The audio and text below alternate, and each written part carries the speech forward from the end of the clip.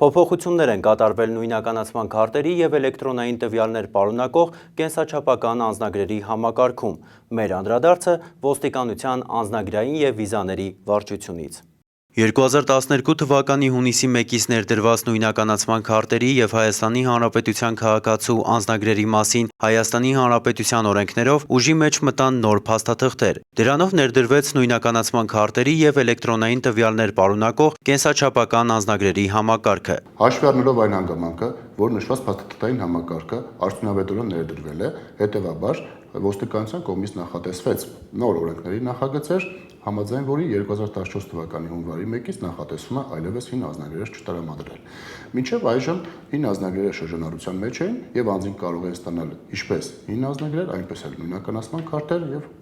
կենսաչափական տվյալներ պարունակող անձնագրեր։ Այս ընթացքում ոստիկանության կողմից բազմիցս նշվել է կիրառության մեջ գտնվող էլեկտրոնային քարտերի ու կենսաչափական տվյալներ պարունակող անձնագրերի առավելությունների ու կարևորության մասին։ Սահմանային անցման կետերում անձի նույնականացումը առավել պարզեցված եղանակով իրականացնելը,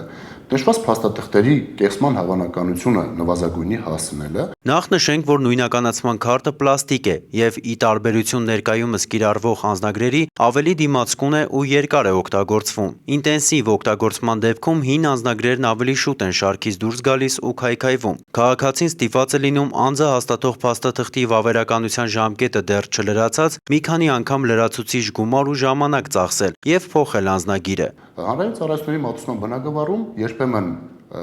այլ իրավասու մարմիններից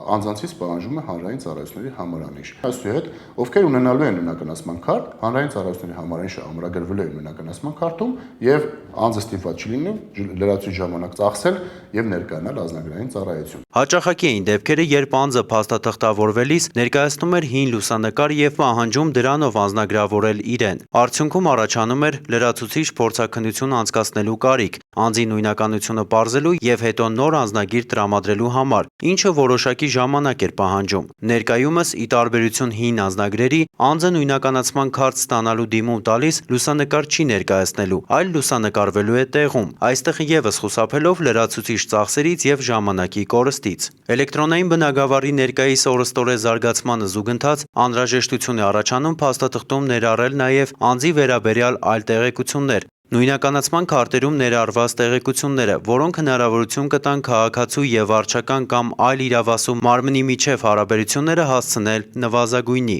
Նույնականացման քարտում ամրագրվելու է նաև անձի էլեկտրոնային ստորագրությունը։ Էլեկտրոնային ստորագրությունը նույնականացման քարտով ամրագրվելը ավելի անվտանգ է։ Ինչ վերաբերում է կենսաչափական տվյալներ պարունակող անձնագրերի առավելությանը, նշենք, որ կենսաչափական տվյալներ պարունակող անձնագրում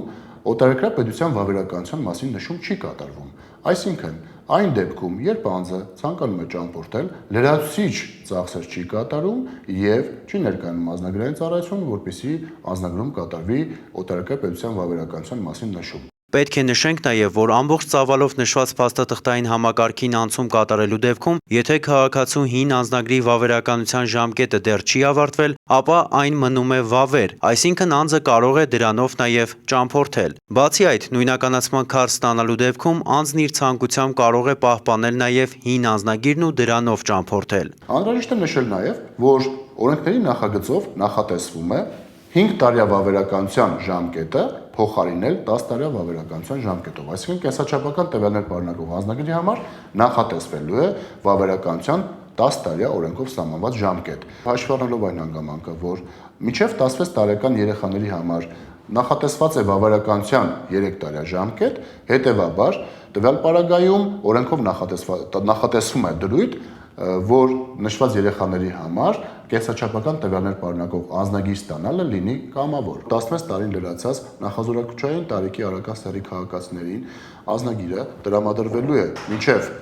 զորակոչային տարիքը լրանալը, հետևաբար նշված կատեգորիայի անձանց ևս թույլատրվելու է ստանալու կամ կենսաչափական տվյալներ պարունակող անձնագիր կամ հին անձնագիր։ Այսինքն վավերականությունը գրեթե լինելու է 16 տարեկանից սկսած, եթե անձնագիր ստանա անձը, լինելու է մինչև 18 տարեկանը։